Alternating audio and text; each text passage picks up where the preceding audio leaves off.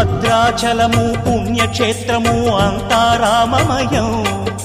భక్తుడు భద్రుని కొండగా మార్చి కొలువై ఉన్న స్థలం.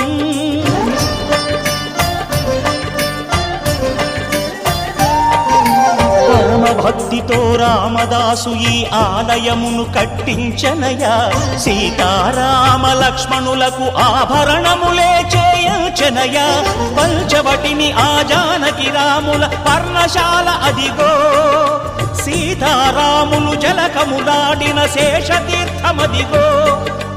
రామభక్తితో నదిగా మారిన శబరి ఇదేనయ్యా.